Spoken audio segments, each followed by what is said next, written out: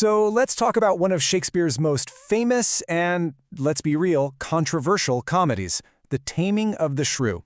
This is a play that has been making people laugh and kind of squirm for centuries. We're going to break down why. Okay, first things first, let's get on the same page with the title. What exactly is a shrew? Well, back in Shakespeare's day, this was the go-to label for any woman who was, a bit too loud, a bit too opinionated, basically any woman who didn't fit into that neat little box of being quiet and obedient. It was a way to keep women in line. And that right there, that's the big question you've got to keep in your head through this whole story. Is our main character, Katherina, really a problem that needs to be fixed? Or is she just a strong woman living in a world that really wants her to be silent? All right, so our story kicks off in the Italian city of Padua. We meet a rich guy named Baptista Manola. He's got 2 daughters, and, well, he's got a major headache when it comes to getting them married off. So Baptista comes up with this rule, this decree. His sweet, popular younger daughter Bianca is off limits.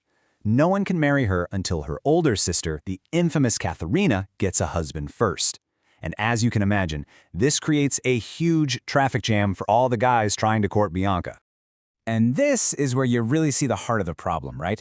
You've got these 2 sisters who are total opposites. On one side, there's Katherina, the shrew. She's fiery, she's smart, and she terrifies every guy who comes near her. And on the other side, you've got Bianca, the prize. She's the perfect, gentle daughter everyone wants. One is an obstacle, the other's a reward. So, just when things are looking totally hopeless for Bianca's suitors, a new guy rolls into Padua. And lucky for them, he's looking for a wife and a whole lot of money. And in walks Petruchio. Now this guy, he's loud, he's full of swagger, and he's here to wive and thrive, as he puts it. So when he hears about this rich, beautiful woman who's also famously difficult, he's not scared off. Not at all. He sees a challenge and, more importantly, a giant pile of cash. And his game plan? It's actually pretty straightforward. He is not going to be intimidated. He decides he's going to match her fiery personality with an even bigger fire of his own. This isn't going to be some gentle courtship. Nope, this is going to be an all-out battle of wills. So the second they meet, bam, it's on. It's this rapid-fire war of words.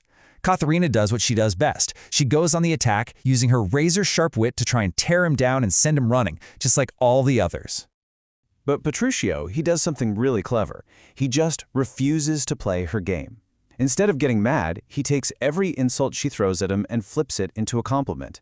He basically just pretends she's being sweet and kind, creating this whole different reality where she's the perfect Kate.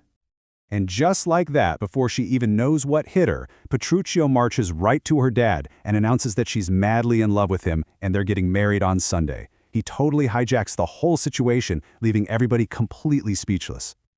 Okay, so now let's get into the nitty-gritty of Petruchio's plan, because after the wedding, things get intense. This goes way beyond just winning a verbal sparring match. He's got a whole system for breaking her spirit. I mean, his playbook is basically psychological warfare 101. Step 1, humiliate her publicly at their own wedding to show everyone who's boss. Step 2, whisk her off to his house and start a campaign of exhaustion. No food, no sleep, all while pretending it's because he loves her so much and nothing is good enough for her. And finally, step 3, start messing with her head by contradicting everything she knows to be true. All right, this next part, this is the real turning point. It all goes down on their trip back to her father's house. This is where Petruchio puts his whole strategy to the ultimate test. So get this, they're riding along, it's the middle of the day, the sun's out, and Petruchio looks up and says something about the lovely shining moon. Katherina, being a sane person, says, that's the sun. But he digs in. He says they're not going one step further until she agrees with him, no matter how ridiculous it is. And this is it. This is the moment she finally breaks. She's tired, she's hungry, she's utterly defeated.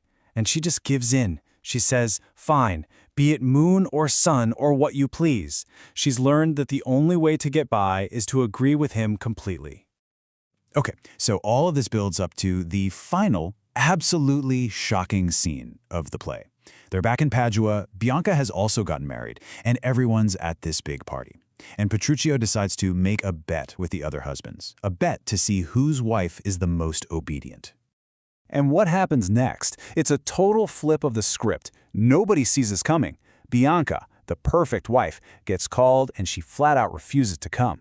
The other new wife? Same thing. But when Petruchio calls for Katherina, she comes immediately. The whole room is stunned. But she doesn't just show up. Oh no, Petruchio tells her to lecture the other wives, and she launches into this unbelievable speech about how a wife owes her husband absolute loyalty and obedience. The woman everyone called a shrew is now preaching about being a submissive wife. And with that, Petruchio has won. He won the bet, he got the girl. I mean, on the surface, it's mission accomplished, right? He's done the impossible. He has officially tamed the shrew. But that leaves us with the big nagging question that people have been arguing about for over 400 years. Is that final speech real? Is she truly broken, or does she figure out the game? Is she now just playing the part, realizing that pretending to be obedient is the only way for a woman like her to actually have any power in this world? What do you think? The debate is definitely still open.